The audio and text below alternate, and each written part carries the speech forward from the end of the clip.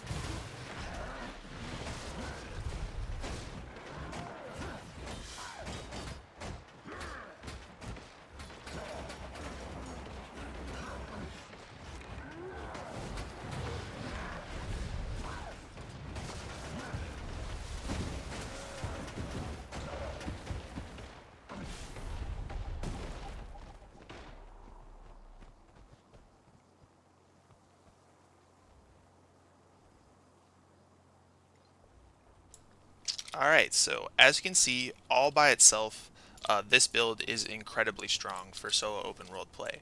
This is, like I said, in my opinion, the strongest solo open world PvE build that you could possibly play. It's full Selly, right?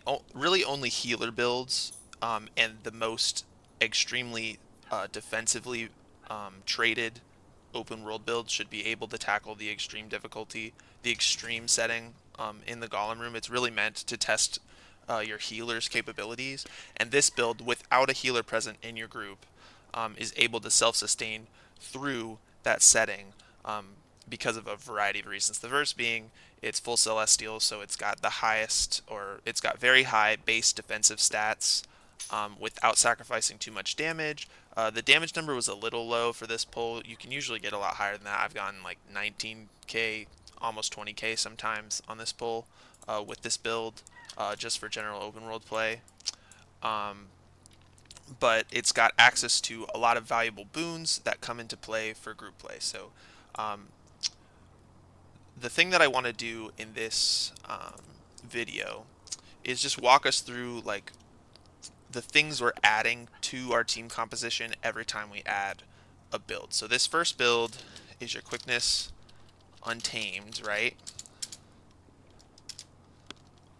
And it's providing quickness, might, fury, protection, barrier, and those are the boons. So let's start with just boons. So it's providing quickness, might, fury, and partial protection uptime. It's also providing barrier, stun break, clutch res, and general utility. All right, so those are the things this build is bringing to the table. So the next step, so if I accept this, so Quickness Untamed, we're bringing quickness, might, fury, prot, barrier, stun break, res, right, with this res skill, spirit of nature, and then general utility. So we can use some of our extra utility slots to run any of the ranger utility in order to be more useful to our team in a group setting. And so if I go back to this golem, feel free to approach the console and begin combat practice. If you have any questions, I'm all ears. add all boons, this environment, toggle the damage off, and then we do the pull again. So at the end of this video, I'll show you that almost every single boon that we can put on the console is part of this build, with the exception of like resistance, but that's because permanent uptime resistance is very rare and not really worth the effort for the most part. So if I spawn a golem,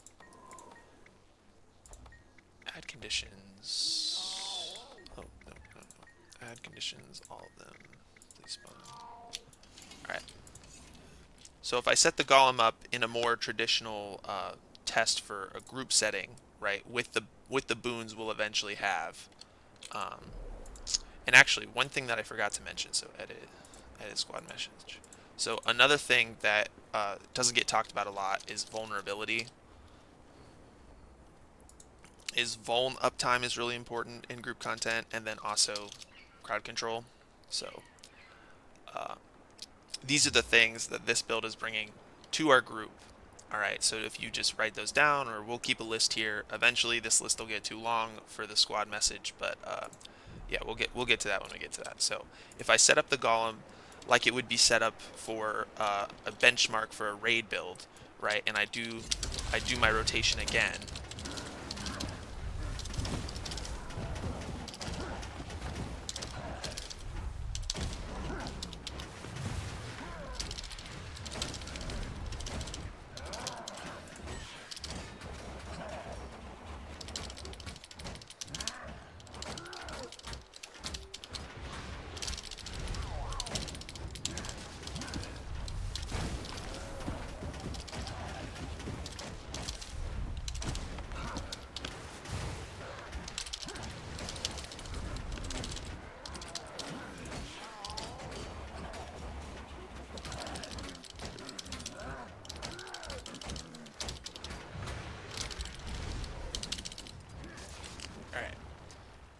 And so that time, with our setup more accurately reflecting the state of our build in the full group as a whole, when we get all 5 pieces together, this build's doing 20.5 K DPS on a quickness build. Again, in full Celly gear, set up to be as supportive, as defensive as possible.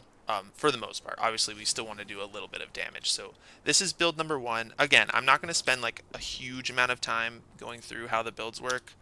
The last thing that I didn't cover yet is the traits, and so this is pretty typical. This is the carnivore setup that I've talked about before on this channel.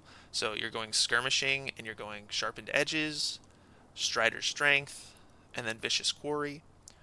You're going wilderness survival, Oakheart salve, survival instincts, and then obviously carnivore, which is like why this build is so tanky is because of the carnivore trait. This trait line is just really broken right now for open world and for general PvE, so that's why we're taking it here.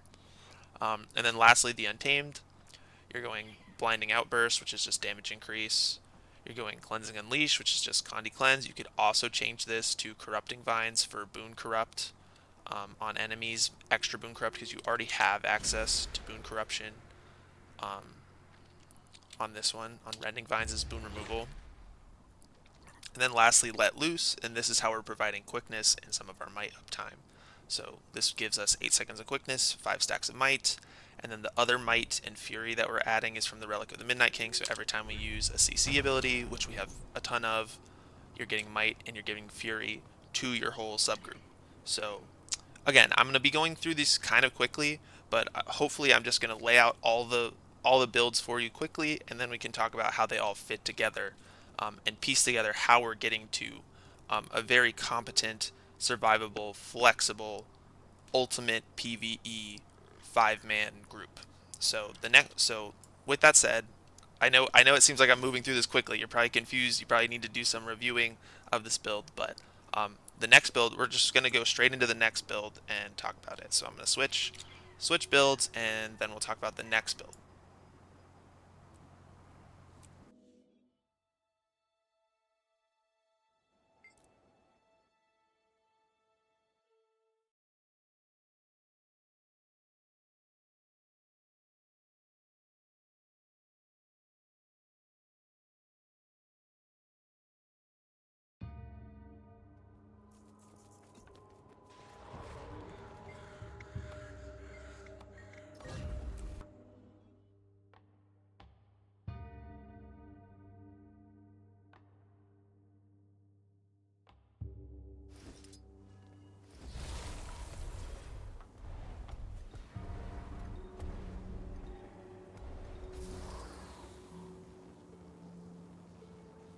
Okay, so next up is build number 2 of 5. So this is our healer build, and this is going to be um, your Vindicator, Alacrity, Heal, Vindicator. So very recently, with the latest balance patch, they finally allowed Vindicator to actually be a decent healer, a competent healer. So now with the Saint of Zuhelzer trait in the Vindicator line, your dodges will give your teammates Alacrity as well as barrier and healing. So every time you dodge, you get some barrier, you get some healing, you give some Alacrity. And so now with this setup, we can finally use what I consider to be my favorite heal build in the game, which is this Vindicator build. So now that we finally have Alacrity, we can break into the healing scene with this build.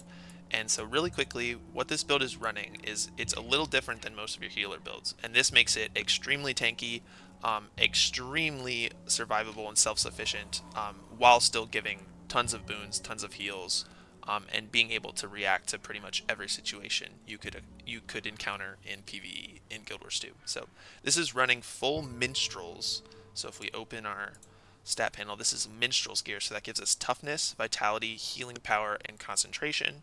All right, and so eventually we get really high boon duration, really high toughness and armor, and really high base health, as well as high healing power, which is 1600, which is pretty good, pretty decent. And so full minstrel with the rune of the monk. We're running dual staff with sigils of energy and sigils of transference. And then again, so full minstrel, just going to show you everything. And then relic of the monk, so increase healing effectiveness to allies after granting a boon to an ally. So as you can see, really tanky, 2200 armor, 1700 vitality, almost 1800 vitality. All right, as far as the build goes, you're running Invocation just because there's not a great option for your third trait line in Heal Vindy.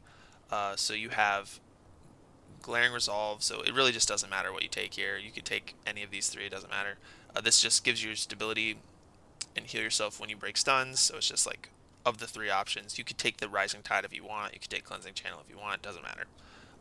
Next up is Spirit Boon, so invoking a legend, so that's like every time you legend swap, grants boons to nearby allies. On this build we're running Ventari and Alliance stance, so it gives us vigor and regen when we swap. And then lastly, we're running Song of the Mists. So this is every time we invoke a legend, every time we swap, right? And you can right-click through these. So Call of the Centaur, every time we swap to Ventari, we give our groups our 5-stack 3,500 heal, which is pretty insane. And then every time we switch to the Alliance stance, we do damage, we grant endurance to our allies per hit, per enemy hit, and we do damage. So this one's not that good, but again, it's just this first trait line, not that great, but there's not really a great option for Revenant in the healing trait line. Salvation, however, is an excellent trait line and works really well with Vindicator. So the first minor trait, which we'll talk about the minors in these because they are important, is Healer's Gift. The end of your dodge roll heals allies. So every time you land a dodge roll, you're doing 5-man 1k healing, which is insane. Next up is Eluding Nullification. The end of your dodge rolls removes a condition from nearby allies. Again, so every time we dodge, we remove a condition, and we heal them. Next up is Life Attunement. Gain healing power, gain concentration as a portion of your healing power. So again, just helps us with our healing. And then we have Fortified Blessing. Grant protection when you remove a condition from an ally. And again, we're removing conditions every time we dodge. So this is a good way to keep protection uptime high. And we'll have lots of excess protection in this team comp pretty much all the time because we have protection from multiple sources, and this build's giving us a ton of protection. Then we have Serene Rejuvenation, increase healing to other allies, legendary centaur skills, apply boons. So this just allows you to apply boons. So this build technically has access to swiftness. If you're willing to just click Protective Solace off cooldown, you can provide permanent swiftness to your group as well as other boons.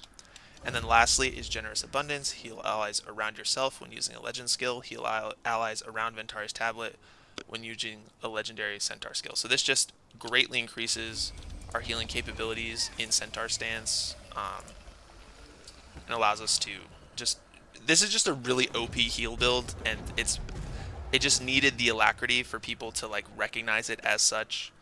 And so really quickly, now that we've gone through the traits and the gear, I'm going to do what I did for... I'm going to turn the Golem on at the highest. Approach the console and begin combat. Sorry, she's going to talk every time we get too close to her. If you have any questions, I'm all ears.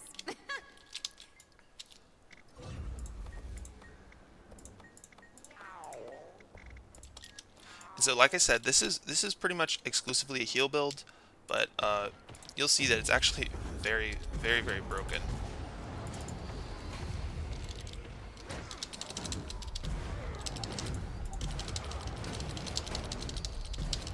So as you can see, we really take damage very slowly on this build. We don't even have raw uptime right now because we aren't doing any condition removal, and we can just full tank everything that's happening to us because we evade a lot of damage because we're always dodging, and we're giving really high Alacrity uptime, and we can give really high regen uptime. And then we also have access to lots of great utilities. So we have a block on staff, we have a heal Condi Cleanse on staff, we have a CC on staff with staff 5, you have more healing, and then all your auto attacks, your finisher on the auto attack chain heals as well. So like every time you swap, right, you see if you swap to Ventari, you just heal the full. And so again, this is the highest level setting you can put in here, and it's not even bothering us in the slightest. Like a lot of meta healer builds who run Harrier gear, where you're pretty squishy despite being a very strong healer.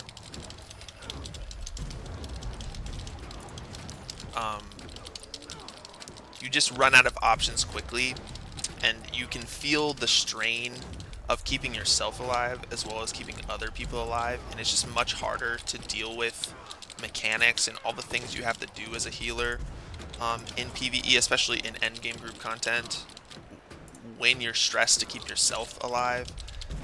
And so that's kind of the big benefit of this build, is it's really not struggling to do that. And you're providing permanent alacrity, permanent regen as long as you're good at clicking these regen generating skills. And like I said, you're really never in danger. Like you're not going to encounter a real encounter in Guild Wars 2 that's going to ask you to heal as much as you're healing in this golem room right now. And this build's absolutely crushing it. So yeah, so that's heal Vindicator, heal Alacrity Vindicator. And if we go to our squad message, edit our squad message. So heal Alacrity Vindicator. And this is providing prot, regen, swiftness technically, and a little bit of vigor. And it's also doing like healing and utility, right? So this is just a very, very, very strong heal build, and it fits well into our group composition, right? So with Quickness Untamed, we have Quickness, Might, Fury, Prot, Vuln. With Heal Alacrity Vindicator, we have Prot, we have Regen, we have Swiftness, we have Vigor, we have high heals, we have lots of utility, lots of CC, lots of things we can do to help out our group, right? So you have like Protective Solace, like Projectile Block, you have heals, you have Condi Cleanse, you have CC, you have ranged heal. You could send the tablet out and you can heal people over off the subgroup, off the group if you needed to, and then bring the tablet back and heal your main group again. You have group stun break. And you can also, if you're in a solo situation, you can switch over to Archimedes and do stuff for yourself. If you're like, ooh, I need to help myself, I need to stun break myself, I need to move somewhere, right? You need to get closer to the boss because you got separated or something. You have lots of options, and it's a very interesting, complex, and rewarding heal build to play. But yeah, not too much to talk about with it. The big thing is, and yeah, so heals, barrier, increased healing, outgoing healing. The big thing to think about is we're running the Sigils of Energy, and that's why we're running dual staff. So when we weapon swap, it's just refilling our endurance bar so that we can dodge more and get more heals out, more barrier, more Condi Cleanse, more prot if we're cleansing conditions. And so this is it's just a very simple, straightforward, yet very potent and safe heal build that will round out our 5-man composition. So again, like I said, we're moving on from stuff really quickly. So I'm going to go ahead and despawn this golem.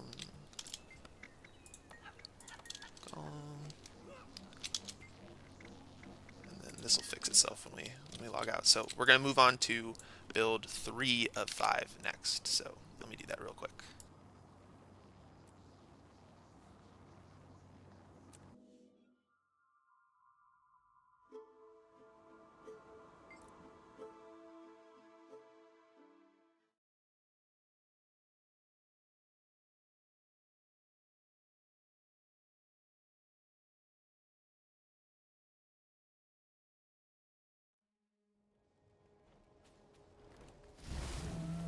So many gone. But we're still here.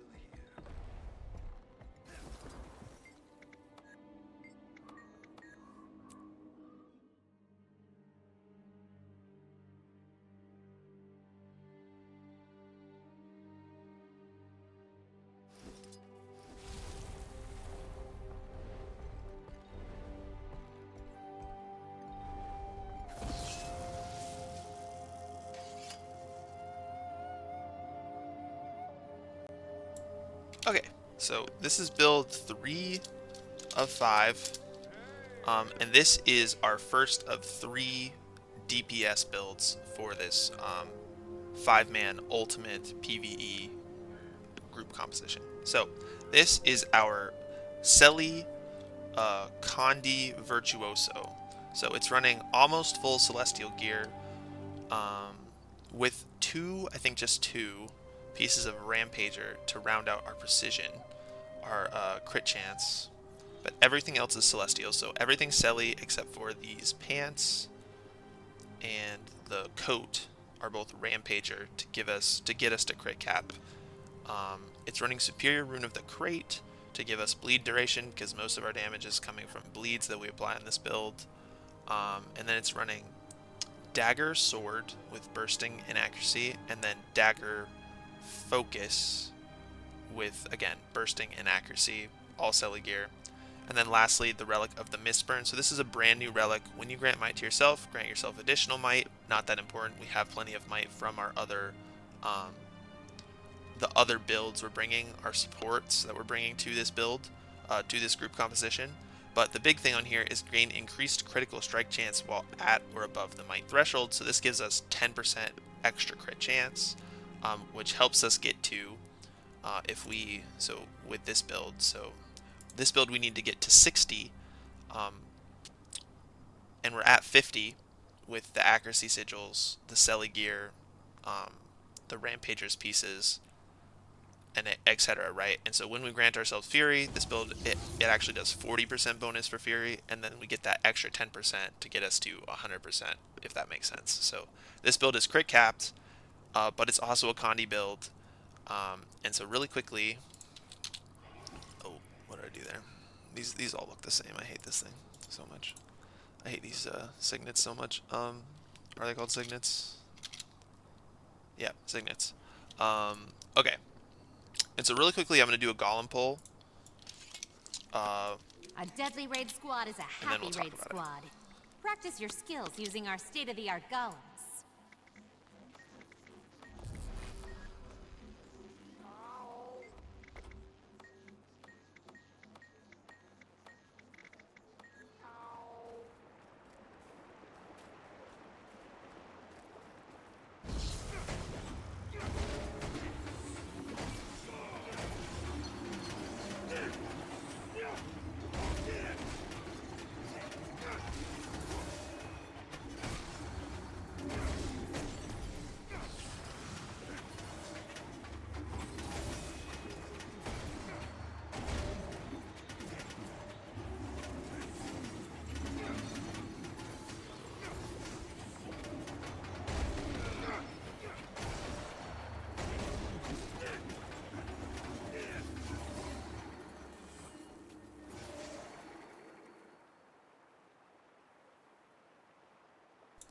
Okay, so I messed up a lot there.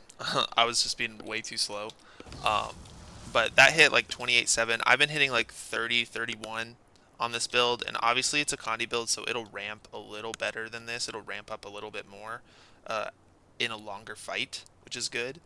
But all of these DPS builds, I'll say right now, are hitting right in the low 30s. And again, that's really high DPS in the grand scheme of PvE as a whole, especially in open world.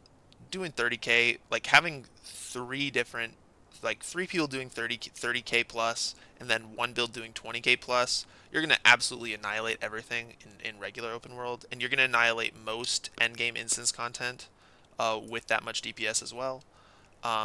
But to go into the reasons why we're playing this build specifically, and why I think it's part of the ultimate endgame 5-man group content for all PvE, is it's basically just your regular DPS Condi Virtuoso, but that build already has a lot of innate survivability and nice things that add to our group as a whole. So to go through the traits really fast, first we're taking Illusions, Dueling, and then obviously Virtuoso.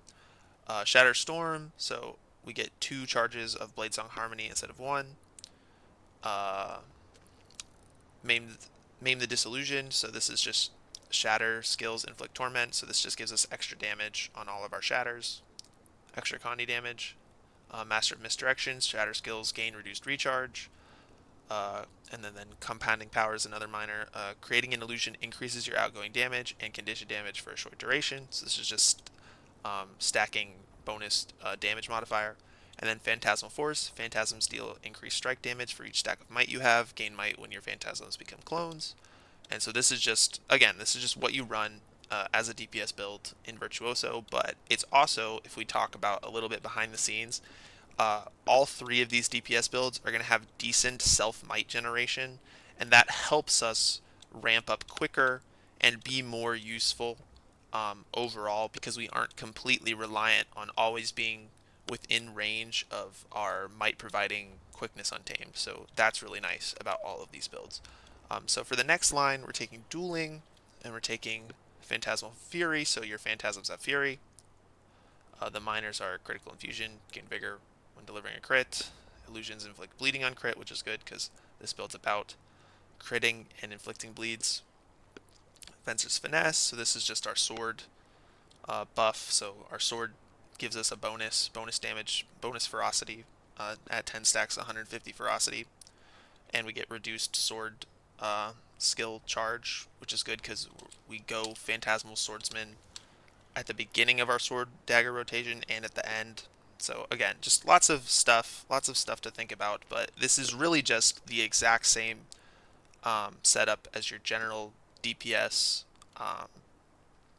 Condi Virtuoso. It's just set up very defensively, right, with the full Selly gear, the Relic of the Mistburn, and then some other minor things that we'll talk about. So yeah, Fencer's Finesse, Master Fencer, Superiority Complex. Your critical hits deal more damage. Critical hits damage against disabled foes or foes below the health threshold is further increased. Again, just more damage, more damage. But lastly, is really important, is the Virtuoso line. So one of the reasons why this build is interesting is because of Jagged Mind, so blade attacks inflict bleeding on crits, so that's more damage, and then a percentage of your condition damage heals you. So all of these builds will have some form of self-sustain or valuable defensive utility that puts them a little bit above other general DPS builds, in addition to their ability to run more defensive trait lines while still keeping their damage high enough to be viable for the harder content in general PvE. So we're taking Jagged Mind, Deadly Blades, so this gives us a lot of vuln uptime, and like I said, on Quickness Untamed, vulnerability is a hidden important factor, especially in endgame group content. Is being able to keep permanent 25 stacks of vuln is very important, so this is part of our vuln uptime. Next is Phantasmal Blades, so this is how we're getting to crit cap. Yeah, as well as Quiet Intensity. Fury gives increased crit strike. So this is Phantasmal Blades, just makes the every time you use a phantasm, right? Phantasms that successfully complete their attack launch a blade at their target and grant Fury. So that's really not how we're getting crit cap, but that's how we're doing more power damage, and we're in full Selly gear, so we do a lot of power damage. And then Quiet Intensity is how we're getting to crit cap, which is Fury gives an increased critical hit chance, gain ferocity based on your vitality. And then lastly is Blood Song, so bleeding you apply deals increased damage, stock a blade after applying enough stacks of bleeding, and that's how we're getting all of our blades stocked really quickly. And so one of the big focuses I tried to keep in mind when picking the DPS builds is the ability to swap out utilities to get access to valuable utilities, so we can drop some of these signets in order to get access to Mesmer's vast pool of valuable utility skills, so we can get feedback, right? So we can get projectile reflect, we can get access to ports, we can get like blinks, so you can get away from things. You can have access to Mesmer portal, which has become big in especially more complicated, more complex, hardcore endgame instance content. So you can have Mesmer portal in those fights, and just all these other different utilities. You can have Boon Rip, you can have more blocks, you can have Stab on demand with this one, Stab Aegis with the mantra here. Yeah, so this gives you Stab. But again, just access to lots of valuable utility, as well as Signet of Humility, which is just huge CC. stun break. You also have access to Bladesong Distortion, which again is distortion, so you get to dodge things. And again, these builds are a perfect mix, I think, of self-sustained, self-survivability, defensiveness, being able to build defensively, and also high damage, just really high damage. Yeah. Do I want to see if I can do? Let's see if I can do a better pull to just show you that I'm not making up stuff. That you actually do really high damage on this.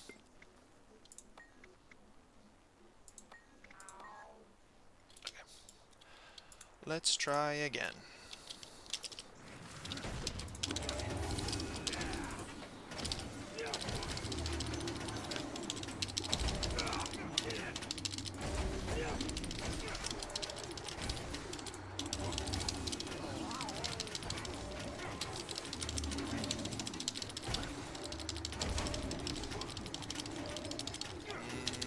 I don't know. We're still doing... Still not great. I'm just too slow. I just... Fat fingers. Yeah, so was that 29.8? I mean, that's a lot better. Right, so right under 30, and you can get up to like 31. But it's, again, this build's about pressing your buttons fast, but if you press them really slow, you'll actually still do pretty decent damage. And a big benefit of this is almost all your damage is ranged. And so you are allowed to move around and dodge mechanics while keeping damage uptime. And so that's a big benefit of this build as one of our 3 damage dealers. But with that said, let's go to our squad message and update our squad message. So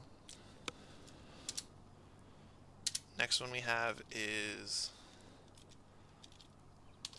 Condi Vert. It's providing Vuln utility, right? DPS, and then CC. Alright, so now we have 3 of our 5 builds, and you can start to see us building a very valuable set of boons, of conditions, of utility skills to round out our group as a whole. And so yeah, so let's finish editing the squad message, and then we're going to move on to build number 4 of 5.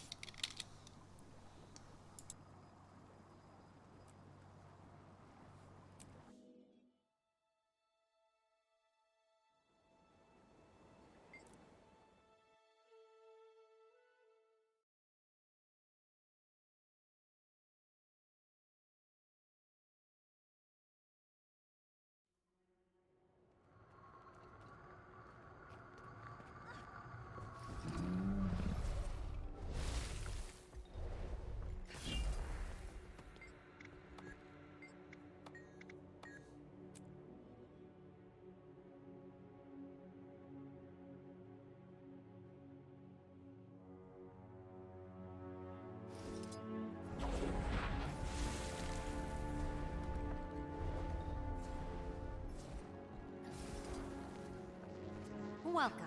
Feel free to approach the console and begin combat practice. If you have any questions, I'm all ears. Okay, so number 4 of 5 is going to be Power Dragonhunter. So the big thing I wanted to focus on is just finding a kind of niche build that handles power damage and specifically burst damage a little better than the other builds that we have in this group. Most of the time in endgame content you're going to be focused on sustain, but I think burst damage builds can be really fun, and so this build is a tanky, survivable build for power DPS that still, like I said, can still run defensive traits and defensive stats while doing really high damage. And it gives us access to Guardian's vast well of valuable utilities, so things like stability, stability, reflex, all these different Guardian utilities that are really valuable. So to go over we're going to go over equipment first. So this is running almost full Demolisher. So if you've not updated your PvE knowledge in a while, Demolisher is a pretty new stat that got added to general PvE. It was a PvP stat, and it provides power, precision, toughness, and ferocity. And so what it basically is you're taking a small hit to your power, overall power, and your overall ferocity to get extra precision and a decent chunk of toughness. So this is a great way to set up your open world power builds to be a little tankier without sacrificing too much damage. And so what it allows us to do is it allows us to hit crit cap easier. So this is kind of an interesting setup for Guardian, because most of the time on Power Dragonhunter, you're using most of the time on Guardian on your power build, you're using that weird resolution trait line where you have to keep permanent resolution uptime to crit cap. But with this Demolisher gear, we don't need to do that. So again, it's almost full Demolisher, Superior Rune of the Eagle to help us hit crit cap, sword, well, great sword, and then longbow with accuracy and 4 sigils.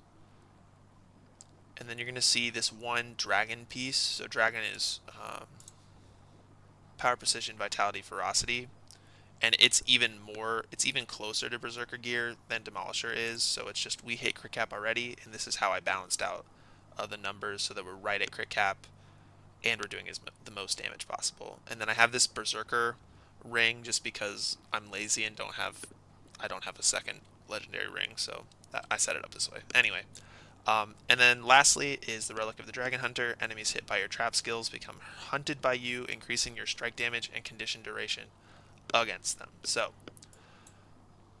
again, power builds, right? We have about 1500, almost 1600 toughness, 1400 vitality, so we're a little bit tankier, and we have access to really great utility skills and defensive capabilities on this build. As far as traits, we're running Virtues, Zeal, and Dragonhunter, and I'm going to do a quick golem pull, and then we'll talk about it. We'll talk about the traits.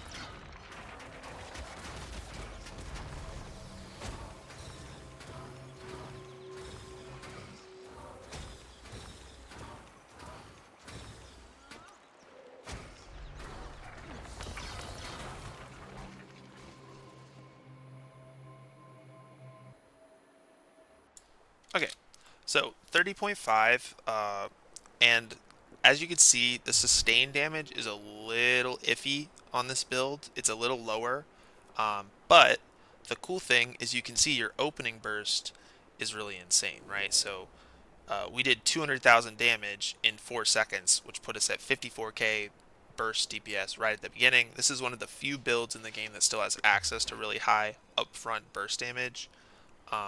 We'll see if that remains. They like to cull burst damage.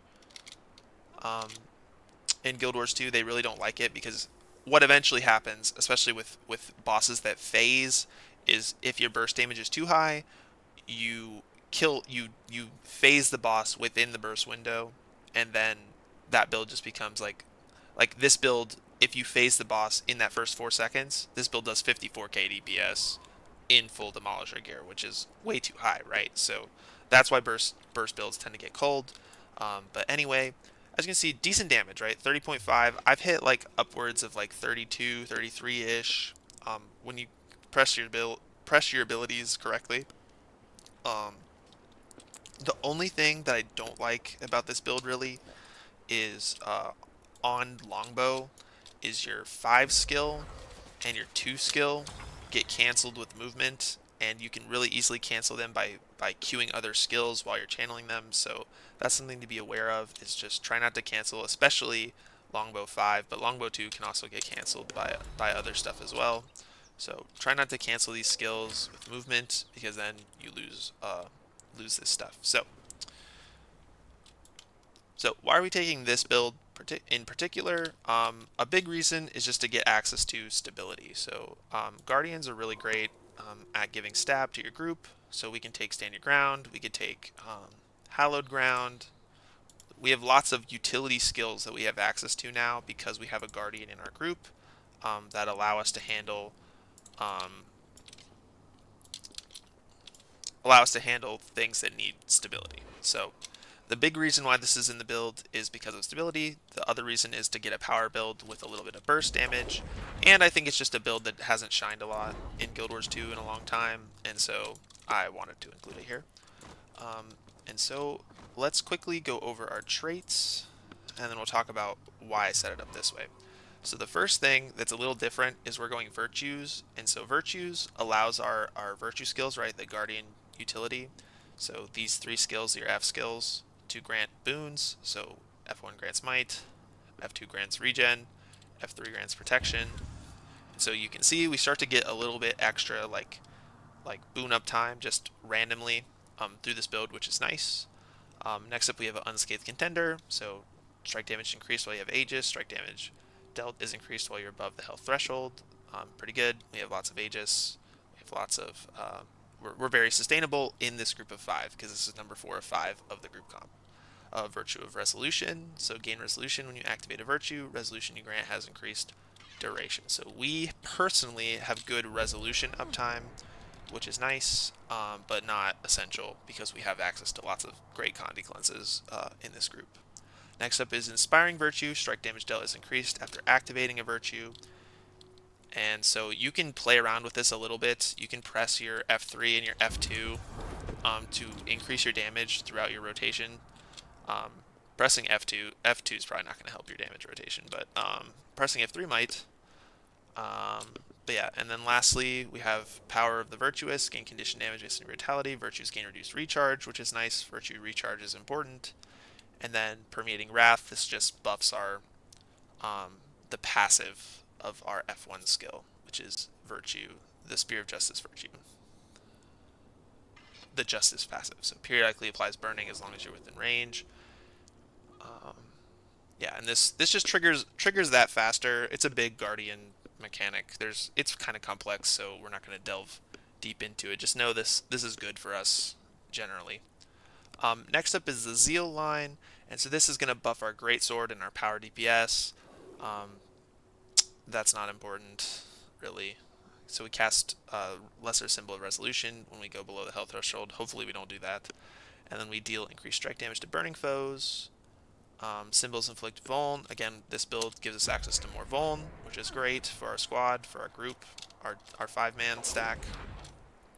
Zealous Blade, your power is increased. Gain additional power while wielding your Greatsword. Your Greatsword skills have reduced recharge. Awesome, because Greatsword is what we're using. So really great. Symbolic Power. Symbols deal increased strike damage. 30% damage increase to symbols. That's this skill. That's Symbol of Energy, this one. So very valuable. And then lastly, Symbolic Avenger. Your strike damage is increased whenever your symbols hit a foe. So just plus, if you can get up to 5 stacks, plus 10% damage, strike damage, for activating your sigils. Not your sigils, your symbols at the appropriate time. Again, this build, I could play this a lot better if I were to actually learn all the in and outs and practice it a little more. I'm not great at Dragonhunter. It's a little bit finicky, but I think that you don't have to be great at Dragonhunter to get a lot of fun out of it. Like I did, just spawning your traps, pressing F1, and then just going ham on your weapon skills will get you a lot of damage up front, and you really don't have to overthink it, because your goal really isn't to be the sustained damage of the group, the high sustained damage. Your goal is to just get that burst out, and then focus on properly helping your team out in the long term. And that's what this build helps with, because like I said, you have access to, so this gives Aegis to people, and that's really good. You have Condi Cleanse, self-removal on Condis, and a heal skill. And this is just lots of damage and stuff. But like I said, you have access to lots of great utility skills that can help your teammates out, and you have these flexible slots. Like this is flexible, this is technically flexible, your heal skill is technically flexible as well. And you could do some fun things with that on Guardian.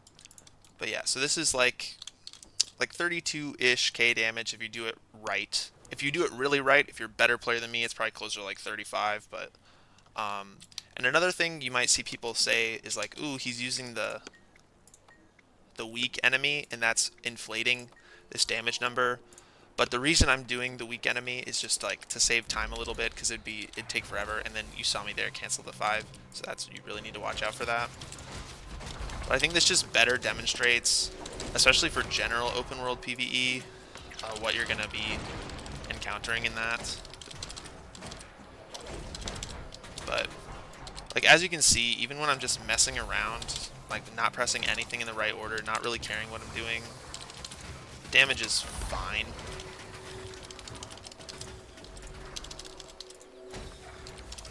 Like, I'm totally just messing around now, and it's still like decent.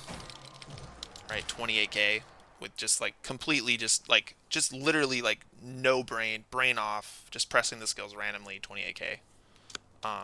So again, very good DPS build for this comp, and helps round out our power damage, vuln up time, and yeah. So we can go ahead and edit the squad message again. So power Dragonhunter is providing vuln, utility, DPS, CC technically, Aegis, stab. So those are the big ones. So the big thing is just Aegis access, stab access, and access to all of Guardian's utility skills. So as you can see, we're building out.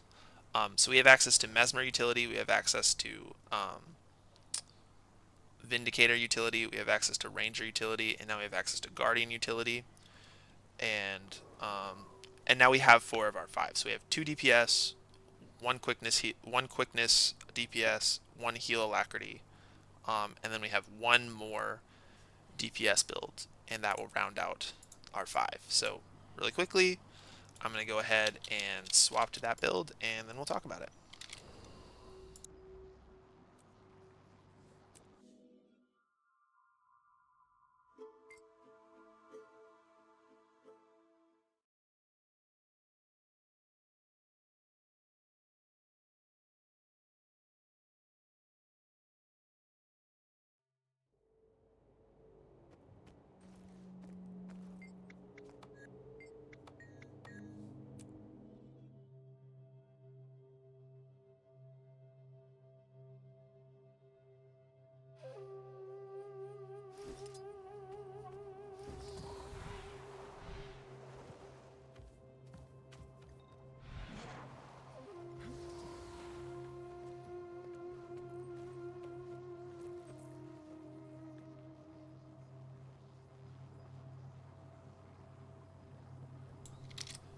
Okay, and last but not least is our Power Reaper DPS build. So this is this could probably do more damage than what I'm going to do with it, but I refuse to play Dagger Sword or Spear.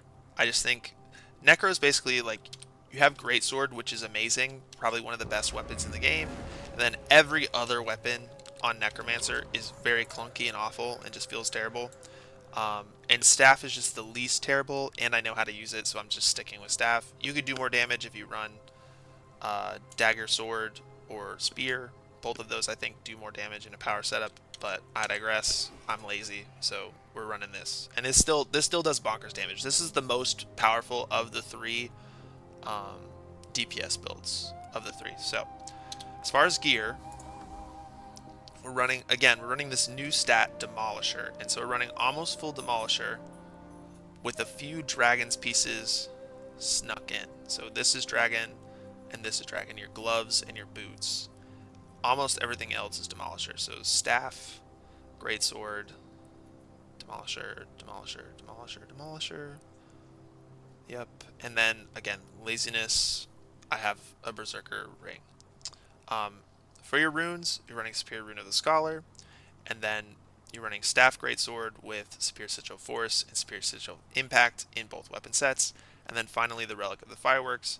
This is a very similar to your full DPS, like meta power DPS Reaper build. We're just changing the way we're traded with our gear to become more tanky. So with the Demolisher gear, again, we're floating right under 1600 toughness, which gives us like almost 2600 armor, and then 1200 vitality. And then Reaper on top of that is already a very high vitality. Like Necromancer's has the highest base vitality along with Warrior. And so this is a very tanky survivable build just with that alone. And that's not even to mention the most OP part of the build, which we'll get to in just a second.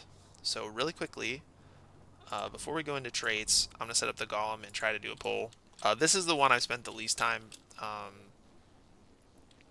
practicing going over for this setup specifically. So we'll see. I might mess up and might have to do it again, but we'll see. Welcome. Feel free to approach the console and begin combat practice. If you have any questions, I'm all ears.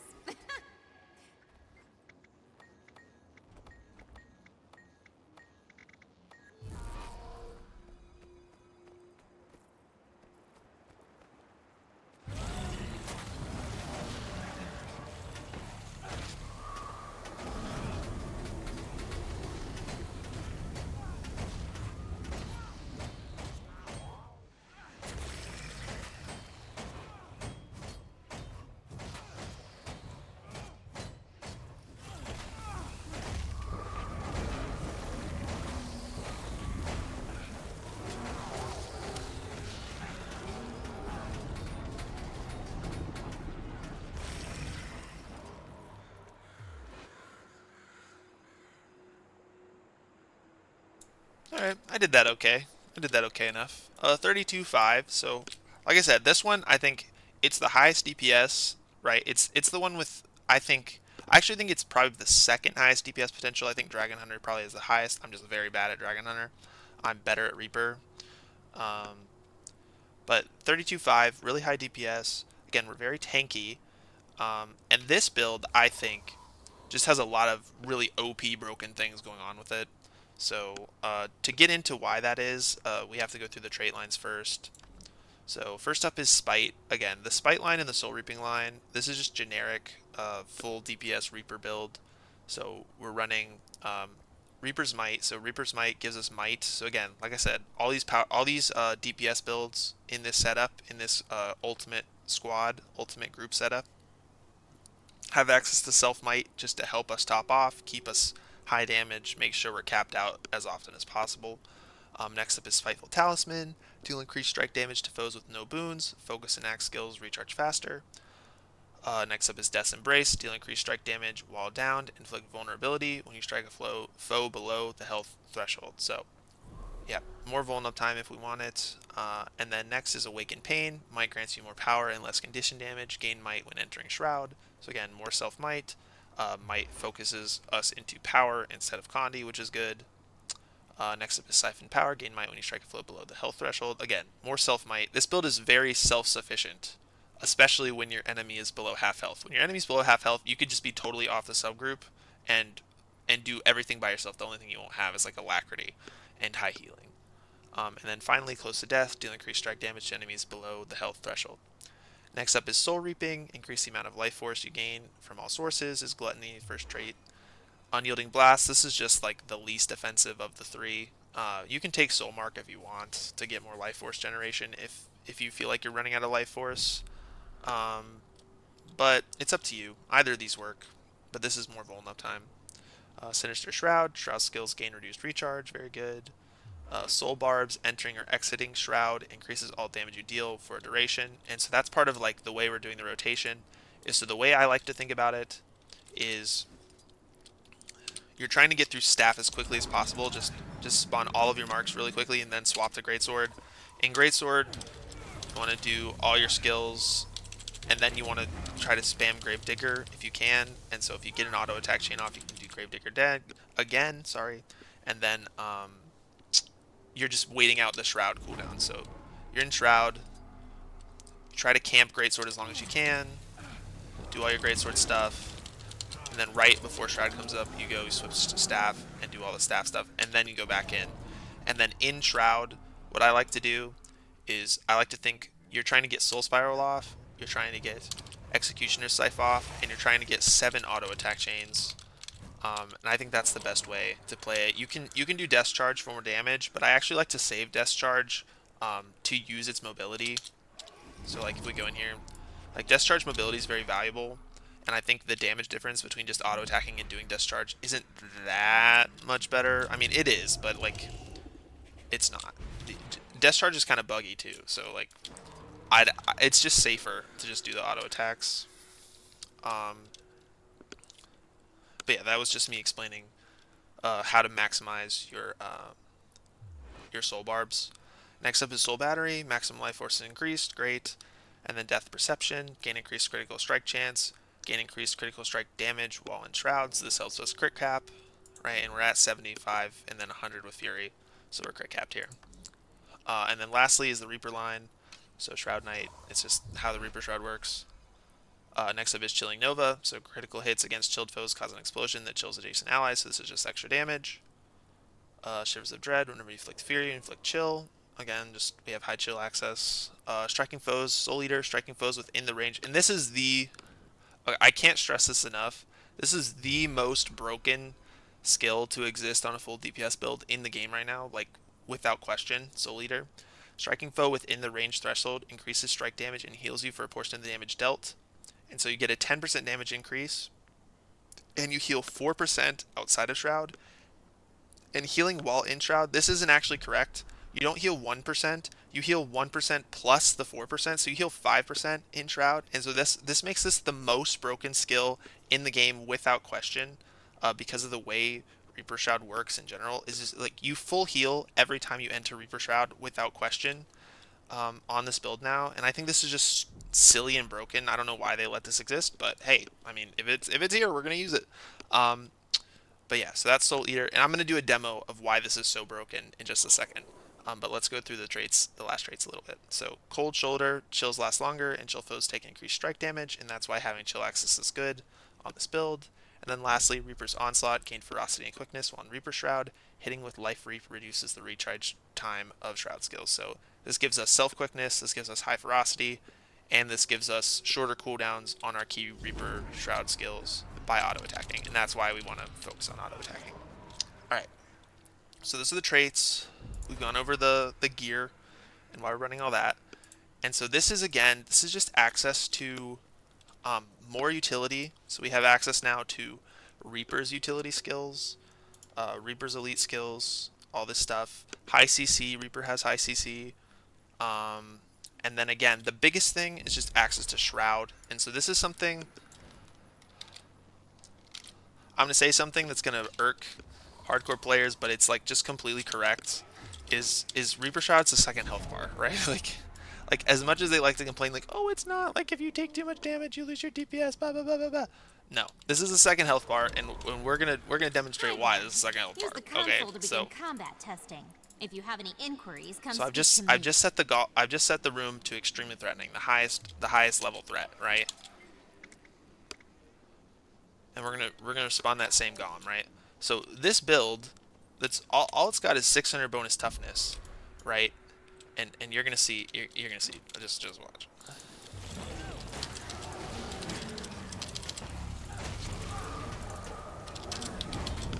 Huh? Huh? What just happened? Why did we just heal the full? Why are we taking no damage? What's going on? What's going on, guys?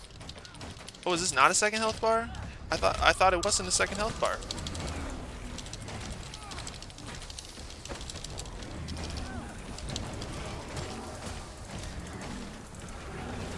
So watch, look, we're really, oh, we're struggling.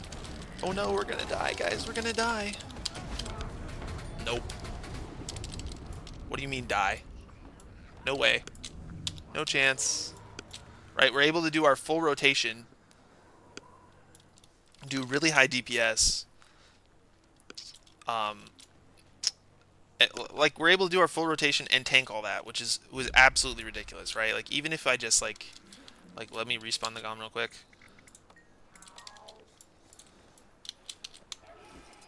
Right, even if I just let myself like we're taking 1200 damage per second, like not even per second, it's faster than per second. I go into Reaper Shroud, and I press this to help us like take less damage in Shroud. And by the time we're out of Reaper Shroud, we're basically full health, right? And so this is just an insane like amount of self-sustain to put on a full DPS build like this. Like it's just got too much going for it right now. Like I said, you're just never like this is without a healer, right? Like it's absolutely just insane. Like the amount of tanking we're allowed to do on this Reaper build because of Soul Eater. But yeah, hold on, let me just okay. But yeah, anyway, that's me complaining a little bit about just like I feel like this was just a bug that they just left in, which is why I have to mention it. Like I don't know why they just left that there, but it's really broken, and so we can use that to be part of this ultimate OP squad. So what does Reaper give us access to? So edit squad message, Reaper. So last up is Power Reaper. You'll know you know what I'm talking about if I just put PR there. Okay, so this is DPS, Vuln again, Necro utility, right? Very high CC, and then solo capability, right? Those are the big things that this offers. Is you have high DPS, high Vuln, you have Necro utility now as well. So you're adding different builds that have different levels of utility, different types of utility you can add to the group, and then you also have on this Necro build, you're very solo. Like you can go handle special teams tasks by yourself really easily because you're very tanky. You have high self-sustain. You have lots of answers to problems that would come up in a solo setting. And so now, if we look at, so I'm just gonna let this. Yeah. So let's just. Where'd it go? Okay. No. Stop. Stop. Stop. It's not gonna let me move and do it. So let me just face this way. Okay. So if we look at what we have now, so let's go through our bar. So if we go through our bar here, right, we have Alacrity, yep, check. Heal Alacrity provides that. Swiftness, yep, we have that. Prot, we have that. Aegis, we have that. Resistance, kinda, but not really. Stability we have, regen we have, quickness we have, might we have, fury we have, and sometimes we have resolution as well. So we have access to pretty much everything, every valuable permanent boon we need, we have access to permanently with this build now. We also have access to permanent Vuln uptime because we have Vuln from 1, 2, 3, 4 different sources in this group now. And so you can start to see, right? So we have Quickness Untamed at around 20k. We have Condi Vert at just above 30. Power Dragonhunter just above 30. Power Reaper just above 30. And so altogether, we have like between 110k and 120k DPS per second on these super tanky builds with this high healing, with all this utility, all the answers we could possibly need for stuff. Hi dog, 1 sec. I'll let you out real quick. Okay, 1 sec. I'll be right back.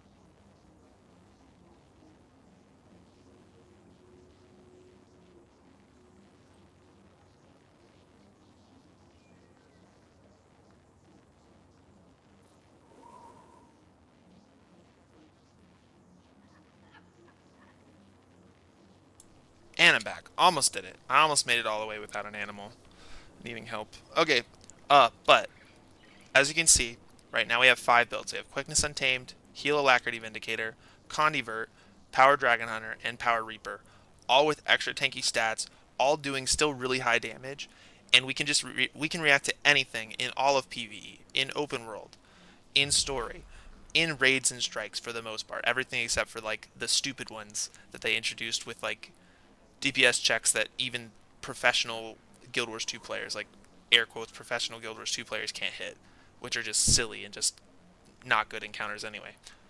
So you can do everything you possibly want with these five builds in this one superior ultimate group comp.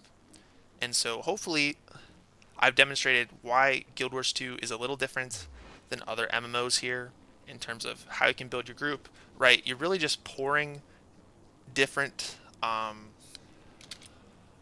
do I describe this? Um,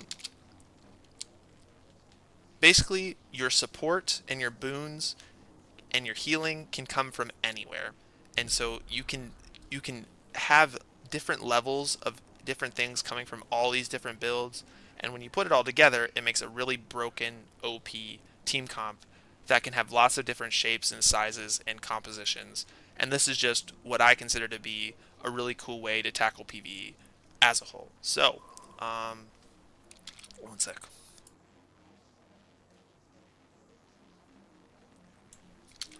Yeah, so this is a long video. Uh, Thanks for watching. Hopefully, this is a cool way to think about PvE in Guild Wars 2 as a whole, and you learned something from how I've set up these builds. Maybe you learned about the Demolisher trait. Maybe you learned just like, ooh, we have that one OP uh, uh, Celestial Untamed build that I could just use for open world. Maybe that's all you took away from this. Maybe you just found Heal Alacrity Vindicator, and that'll be your new favorite healer. But anyway, this is my take on what I consider the ultimate PvE 5-man team comp, and hopefully it's of value to somebody. At the very least, it gets all these builds out there, and I can use these characters for other things now. So, really great, really fun, awesome. Thanks for sticking here. Thanks for watching, and I'll see you next time. See you later. Bye.